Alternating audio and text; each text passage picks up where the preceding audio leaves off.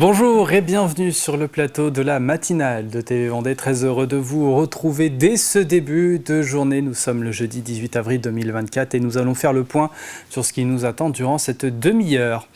Elles sont deux femmes ont un poste de technicienne sous tension en France. Une est en Vendée, justement, à Chaland. Un métier dangereux où il ne vaut mieux pas avoir peur du vide. Rencontre avec Lucille dans votre journal. De cette assemblée générale tenue avec le député de la Mayenne à Esnay, Guillaume Garot, l'ancien ministre veut proposer une loi territoire zéro faim. J-205 aussi, avant le début du Vendée Globe au Sables d'Olonne. Nous allons prendre des nouvelles du skipper Sébastien Simon et son bateau repeint. Le chantier du verre permettait aussi de travailler sur l'ergonomie pour le rendre plus confortable et plus sécurisé. Il y aura le plus de l'info, la parenthèse environnement avec Bienvenue au Jardin et la minute Le Jardin et moi et l'extrait du prochain Mageco à suivre tout à l'heure sur TV Vendée. Les beaux jours arrivent, les activités en plein air également et ça tombe bien puisque vous fait gagner votre pack sensation avec notre partenaire Tepa Cap Vendée. 3 heures d'accrobranche plus 1 heure d'accrosplash. 2 parties de laser game aussi de 20 minutes à remporter. La question arrive. Le 4e et avant-dernier indice également pour vous aider.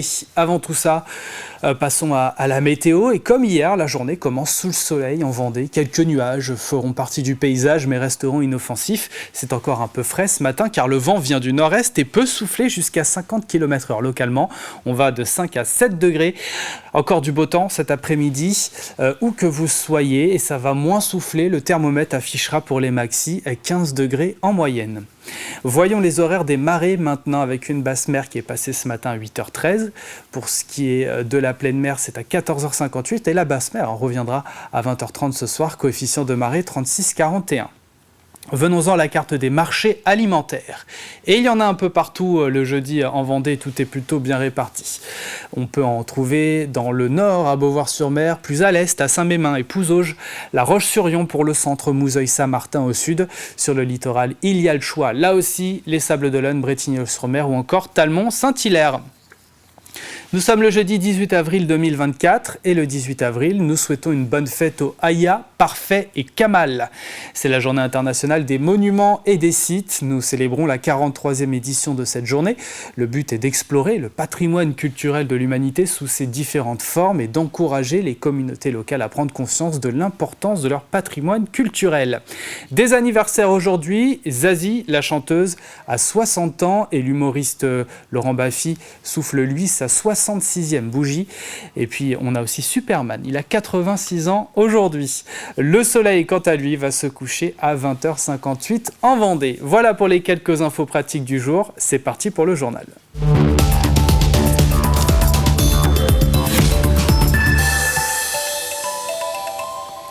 Enedis souhaite féminiser ses métiers. Rarissime, c'est le mot. Pour ce qui est de la partie technique, Lucille est seulement la 2e femme technicienne sous tension. Son rôle, surveiller le bon fonctionnement du réseau des lignes à haute tension et participer au diagnostic des réseaux aériens. Elle effectue des visites régulières ou exceptionnelles suite au signalement d'une anomalie. Un métier dangereux pour lequel il ne faut pas avoir le vertige. Reportage à Chaland de Diane Delangle. Debout sur une ligne à 20 000 volts sous tension. C'est le quotidien de Lucille depuis un peu plus d'1 an. Actuellement, elles ne sont que 2 femmes en France à exercer la profession d'agent TST. C'est d'intervenir sur le réseau pour faire des réparations, de l'entretien, sans couper le courant. Donc on met en place des shunts et des protections pour que jamais le réseau électrique ne soit coupé. Au début, j'avais peur que ce soit trop physique, mais du coup, j'ai pu faire des essais, voir comment ça se passait et si j'arrivais à manipuler les perches. Et du coup, ça s'est bien passé. Donc après, je me suis lancée, j'ai postulé. Ils sont gentils, ça se passe bien. Après, ils ont plus de force que moi, donc il y a des choses sûres que je suis impossible de faire. Mais du coup, ils sont là pour m'aider. On est une équipe, donc ils me laissent pas juste galérer toute seule. Donc non, ça va. Et dans l'ensemble, ils m'accompagnent, ils sont bienveillants et puis on rigole bien. De la force physique, respecter les procédures et surtout ne pas avoir peur du vide. Telles sont les qualités requises. Lucille, pour sa part, est pleinement intégrée dans l'équipe. On ne fait absolument aucune différence de par son sexe vis-à-vis des autres. Après, on s'enrichit de nos différences, donc il faut aller au-delà de ces questionnements. Et puis, on a totalement validé ses compétences et elle met souvent même la nique à certains garçons, des fois. La part des femmes chez Enedis Pays de la Loire représente 23%, tous services confondus. Ce chiffre, évidemment, s'effondre en ce qui concerne la filière technique. Les besoins, eux, augmentent. On souhaite accroître les femmes dans nos métiers techniques parce qu'on a des défis à relever, une croissance, l'électrification des usages, la mobilité électrique, les raccordements des énergies renouvelables. Tous nos métiers sont accessibles, je dirais, aussi bien aux hommes qu'aux femmes, même si certaines conditions doivent être remplies. Et donc on prévoit sur chacun de nos sites opérationnels, des vestiaires femmes et hommes pour qu'elles puissent être accueillies dans les meilleures conditions. Tout est prêt, reste à changer les mentalités et faire connaître les métiers. Enedis intervient pour cela dans les écoles afin d'encourager les jeunes filles. En 2024, l'entreprise prévoit le recrutement de 150 à 200 personnes dans la région, tous sexes confondus. Offre de recrutement à retrouver sur le site internet d'Enedis qui prévoit donc le recrutement de 10 000 salariés en France d'ici 2027. La Vendée, premier département de France en nombre de mini-stages. En 2023, précisément 2483 conventions ont été visées par la CCI Vendée. Il permet aux jeunes de découvrir la vie professionnelle en immersion au sein d'une entreprise pour une durée maximale d'1 semaine à partir de la 4e. C'est une démarche volontaire, les stages ayant lieu pendant les vacances scolaires. Aujourd'hui, sur l'ensemble des départements français, effectivement, la CCI Vendée arrive premier avec plus de 2300 stages réalisés l'année dernière, ce qui est une belle dynamique, une belle récompense par rapport aux départements qui nous suivent. C'est-à-dire que le deuxième, c'est la CCI de Rhône-Alpes, mais qui couvre, elle, 2 départements, donc pas simplement le département de Rhône-Alpes, avec un nombre de jeunes qui n'a rien à voir avec celui de la Vendée. C'est presque 160 000 jeunes sur l'ensemble des 2 départements qui sont concernés par le dispositif. Nous, on est à 44 000. Donc le pourcentage de jeunes en Vendée qui s'est intéressé au mini-stage est bien plus important, effectivement, que sur ces territoires-là. Et d'ailleurs, c'est la dernière ligne droite avant les vacances scolaires de printemps. Il est encore temps de partir à la découverte des entreprises de Vendée. Plus d'infos sur paysdelaloire.cci.fr. Une assemblée générale s'est tenue en présence de Guillaume Garot, député de la Mayenne à Esnay. Après la loi de 2016 contre le gaspillage alimentaire, l'ancien ministre veut proposer une loi territoire zéro faim. L'idée est d'éradiquer la précarité alimentaire en mobilisant tous les acteurs concernés. Il souhaite par exemple appliquer un tarif de cantine en fonction du quotient familial des écoles primaires au lycée. Il faut aujourd'hui être beaucoup plus volontariste contre la précarité alimentaire. Comment ? Par exemple, en faisant qu'il y ait des tarifs de cantine en fonction du quotient familial. Ce que j'appelle des tarifs justes, pas simplement dans les écoles, pas simplement dans les collèges, aussi dans les lycées. Qui est aussi un soutien très clair à tous les acteurs de la solidarité. On sait combien des réseaux étaient mis en fragilité ces derniers temps parce qu'ils n'arrivaient plus à boucler leur année. Et cette proposition de loi pourrait être étudiée à l'Assemblée nationale avant l'été. En Vendée, la Banque alimentaire comptait 13 568 bénéficiaires au 31 décembre 2023, 5% de plus que l'année précédente avec toujours moins de dons et plus de frais généraux. S'il est humain, c'est pas joyeux puisque le nombre de bénéficiaires tend à augmenter. Enfin, il tend pas, il augmente. Vous le verrez dans les résultats. Le bilan financier, il est à l'équilibre. Le bilan en ressources alimentaires, afin de satisfaire les besoins, commence à se durcir. Alors on ne le verra pas tellement apparaître sur le bilan 2023, mais il est bon de le dire qu'il faut qu'on soit mobilisé parce qu'on sent que tout se durcit. C'était le sujet du Plus de l'info d'hier. La Ligue contre le cancer, la CPTS Centre Vendée et la Maison de santé pluridisciplinaire d'Esnay ont proposé une animation autour du dépistage du cancer colorectal.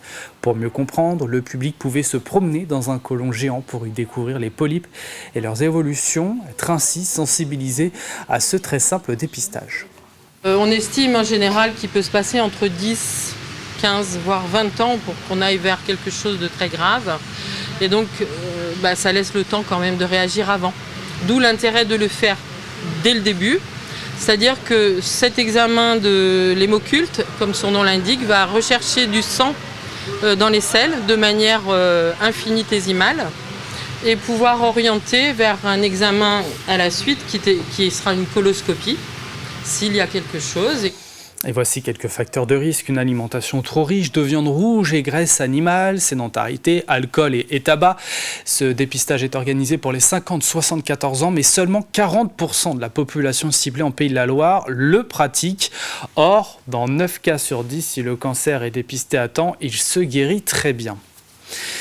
De la voile maintenant. Après 3 mois de travail, le bateau de Sébastien Simon est enfin prêt. Le skipper et son sponsor Paul-Henri Dubreuil ont présenté ses nouvelles couleurs. Le chantier d'hiver aura permis à Sébastien Simon et son équipe de travailler sur l'ergonomie du bateau également pour le rendre plus confortable et plus sécurisé. 2 sièges de veille moulés sur mesure ont notamment été aménagés. C'est ce que nous voyons dans ce reportage de Simon Filippo. Après plusieurs mois de travail, le voici enfin à l'eau. L'IMOCA de Sébastien Simon est paré de ses nouvelles couleurs et prêt pour aborder la dernière ligne droite avant le Vendée Globe. Le Sablais, victime d'un grave accident en course, touché aux vertèbres et avec une commotion cérébrale, sort d'une longue période de convalescence. Un accident qui l'a amené à repenser sa vie à bord. On a dû travailler sur l'adaptation du bateau pour le solitaire, mais aussi un gros travail ergonomique pour nous permettre d'évoluer en sécurité. Voilà, donc ça passe par des couchettes adaptées, ça passe par des sièges ergonomiques montés sur amortisseurs pour absorber les impacts verticaux. Et aussi, on a fait appel aux pêcheurs locaux pour nous fabriquer des filets qui nous permettront de ne pas être projetés contre des cloisons, mais de pouvoir diviser la zone de vie en deux et de pouvoir s'arrêter avant de rencontrer un obstacle plus dur. Il lui reste 2 courses à effectuer pour décrocher sa place sur le ponton du Vendée Globe, la Transat CIC et la New York Vendée, mais c'est bien le tour du monde en solitaire qui occupe ses pensées. On espère à l'issue de ces 2 transats pouvoir aborder le Vendée Globe avec plus de sérénité, mais en tout cas, je dirais pas que c'est de l'appréhension, je dirais plutôt que c'est la pression qui monte au fur et à mesure, parce que l'enjeu est grand, les objectifs fixés sont importants. Je me la mets moi-même la pression, mais effectivement j'ai envie de bien faire pour le groupe Dubreuil, pour ma famille, pour mon équipe. J'ai envie d'aller au bout de tout ça et surtout j'ai un seul désir aujourd'hui, c'est d'aller au bout de ce Vendée Globe. Finir, c'est l'objectif pour celui qui a dû abandonner la dernière édition après une collision avec un OFNI.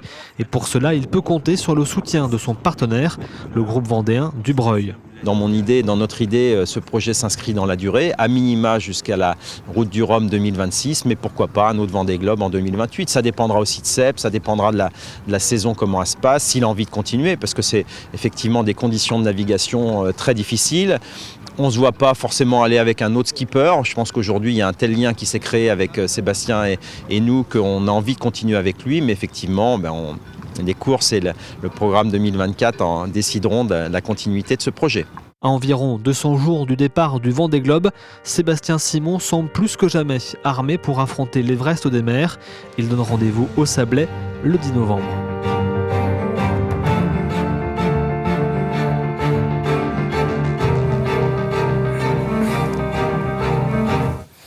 Et puis, du nouveau pour le groupe Océano qui ne cesse de s'étendre. Cette année, on note l'ouverture d'un parc hôtelier de 50 hébergements sur le site d'Open Park sur le thème du Far West et de la petite maison dans la prairie le 1er mai. Implanté depuis 2001 avec Indian Forest à Jars, le groupe entend bien continuer donc son développement sur le département. À l'ouverture le 22 juin prochain, les visiteurs découvriront un nouveau toboggan aquatique également, le plus grand à bouée d'Europe, le Stingray. Il faut se rappeler qu'au Gliss Park, personne n'y croyait. Ça a pris 10 ans à se faire. Première année, 120 000 visiteurs attendus, 190 000 faits au final. L'année dernière, on a fait 220 000 visiteurs. Et cette année, on a un vrai objectif avec cette nouvelle structure aquatique. C'est d'accueillir 250 000 personnes sur à peine 2 mois d'ouverture. Parce qu'avec ce toboggan-là, on pourra accueillir jusqu'à 1000 personnes par heure sur le toboggan. Donc c'est vraiment, on pourrait agrandir à une grosse capacité notre jauge. Mais on a décidé d'augmenter légèrement pour fluidifier le parc et éviter l'heure d'attente que tout le monde peut connaître quand il vient au Gliss. Et voilà pour l'essentiel de l'actualité. Vous savez tout, place maintenant aux prévisions météo détaillées du jour.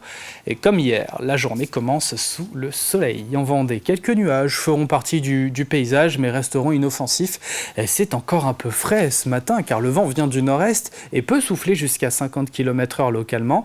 Il fait 5 petits degrés à Luçon, Pouzauges, La Roche-sur-Yon, Montaigu-Vendée et Chantonnay, 6 à Chaland, Saint-Vincent-sur-Jars, 8 degrés au Sable d'Olonne, Saint-Hilaire-de-Rie et Brême-sur-Mer jusqu'à 9 pour Noirmoutier.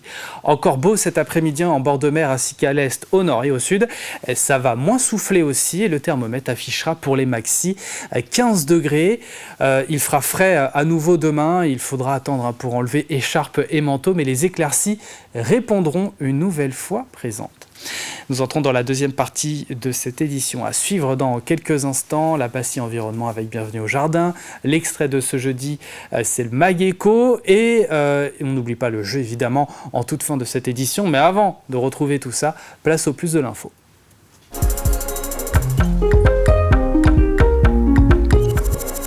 Et on en parlait dans le journal, dans le salon de l'emploi du bocage.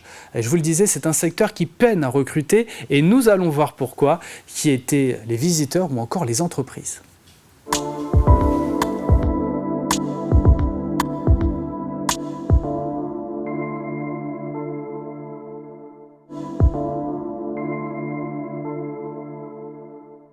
On le sait bien, au niveau, on a une petite tension sur le marché de l'emploi, sur le bocage vendéen, beaucoup de dynamisme économique et donc forcément beaucoup de recrutement. On a un taux de chômage qui est très faible, on est à 3,5% de taux de chômage au dernier trimestre, ce qui est le taux de chômage le plus bas de France. Donc le revers du médaille de ce dynamisme économique, c'est le fait d'avoir un peu de difficulté de recrutement. Et donc nous, on est là en tant que collectivité pour accompagner en fait les entreprises qui créent cette richesse, pour créer la rencontre, faciliter les échanges avec justement tous ceux qui peuvent devenir candidats à ces postes. C'est un problème de riche, c'est-à-dire que c'est une région qui va bien, les entreprises sont en forme, se développent et toutes les entreprises vont bien. Donc elles créent de l'emploi, elles créent du dynamisme, des investissements. Et la conséquence, c'est que les gens ont du travail, et tant mieux. Maintenant, quand on a besoin de se développer, c'est plus compliqué pour nous, mais c'est un problème plus intéressant que les régions qui ont trop de chômage, quoi. On a du boulot, mais on a de temps en temps des personnes qui viennent, mais c'est vrai que c'est pas forcément simple de trouver les profils adéquats. On a on est entre 3500 et 4000 visiteurs. On a la moitié du public qui est constitué par des demandeurs d'emploi et l'autre moitié qui est constituée par des gens qui sont déjà en poste. Et donc en fait, on a aussi une sorte de petit mercato local. Donc c'est des gens qui, à l'occasion du salon de l'emploi, peuvent trouver des postes qui leur permettent par exemple, de se rapprocher de leur domicile, de se reconvertir, d'avoir une évolution professionnelle, etc. Voilà. Donc c'est pour moitié-moitié en fait, on va dire. Concernant les entreprises, on a à peu près toutes les filières. Ça va de l'industrie manufacturière en passant par le service, l'agroalimentaire, la restauration, les services, y compris à domicile, la propreté, la logistique, les transports. Enfin vraiment, on a à peu près toutes les filières et toutes les catégories d'emploi. Ça va du poste d'ouvrier, en passant par le poste de chauffeur, des ouvriers plus qualifiés, soudeurs, tourneurs, fraiseurs, opérateurs de ligne. Et puis on a des postes aussi administratifs ou bien technico-commerciaux. Il y a également des postes de cadre. Ça va jusque aussi à des fonctions comme le web design, etc. Enfin, on a une palette qui est extrêmement large de postes proposés au recrutement. Et franchement, quelqu'un qui a envie de travailler dans le bocage vendéen, dans un événement comme ça, il ne peut que trouver chaussures à son pied. Et ça, c'est pour le plus de l'info à retrouver aujourd'hui sur TV Vendée, mais également sur notre site internet. Allez, c'est parti pour la parenthèse environnement.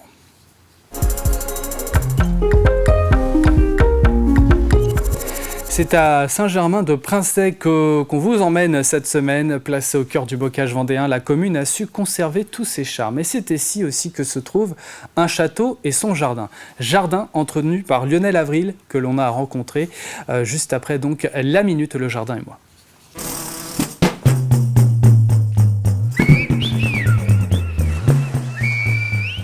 Aujourd'hui, je vais vous parler de la phytoépuration. Les eaux usées peuvent être source de pollution de la nature, essentiellement dans les zones rurales où les maisons ne sont pas raccordées au tout à l'égout.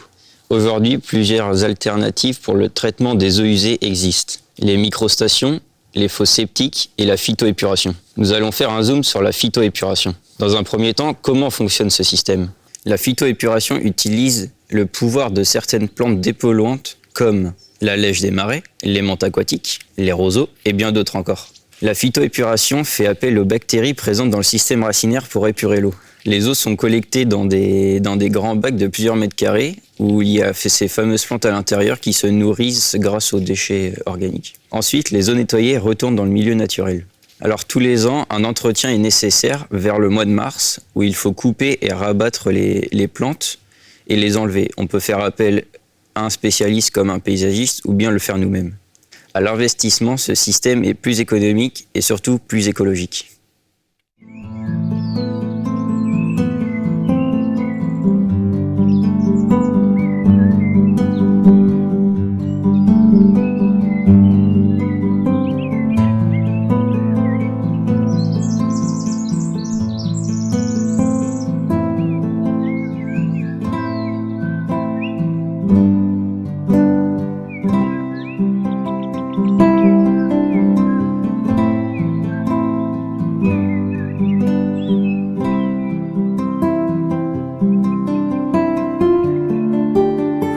La Lionel, rien que cette orangerie est déjà un monument historique, si je peux m'exprimer ainsi. Aussi, oui, bon, elle est de 1907. Et puis on magnifique donc avec ce style clissonnet. Et c'est surtout ce bâtiment, regardez sa fonction d'origine. Oui, il a tous ces agrumes à l'intérieur. Parce que je vois que tous ces agrumes sont à l'intérieur, donc ils sont toujours aujourd'hui à l'intérieur pour se protéger. Voilà, je les sortirai qu'à partir du mois de mai, parce que là, les floraisons commencent juste. Si je les sors maintenant avec le vent qu'il y a, les fleurs vont être par terre. Là, combien de variétés vous avez ici? Je dois en avoir à peu près une dizaine.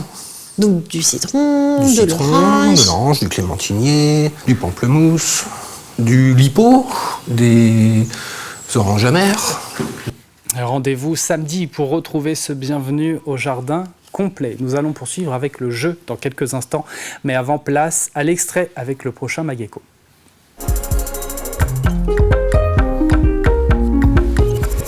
Direction Saint-Michel-Mont-Mercure et l'entreprise Franc-Auger. Elle est spécialisée dans la fabrication de meubles en bois haut de gamme, société qui a doublé son chiffre d'affaires en 4 ans. Nous avons rencontré le dirigeant.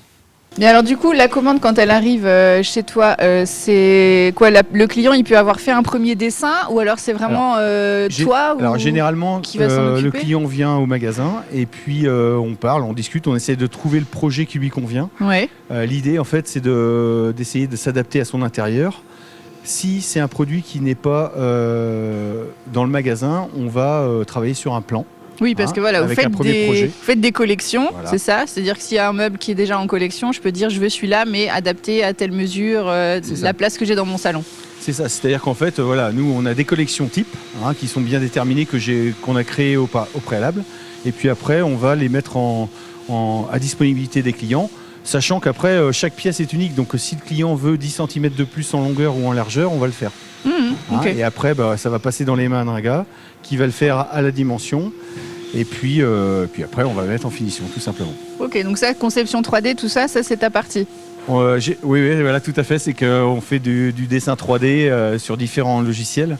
Et puis ça permet de mieux mettre en réalité, en fait, virtuelle, le produit, quoi. Ouais, bien sûr. Combien de salariés tu as ici? Il y a 4 salariés plus moi qui suis à la finition.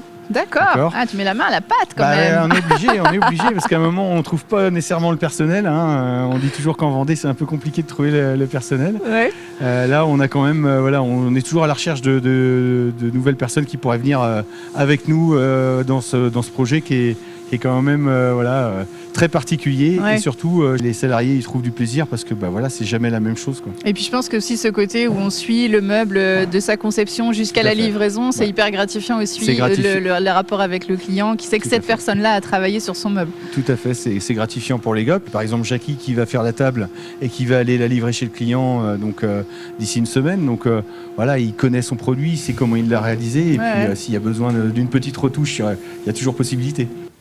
Un nouveau numéro donc à retrouver dans son intégralité aujourd'hui sur Télé Vendée, également disponible sur notre site internet. On va marquer une page de publicité dans quelques instants et nous quitter. Mais avant, place au jeu, c'est parti.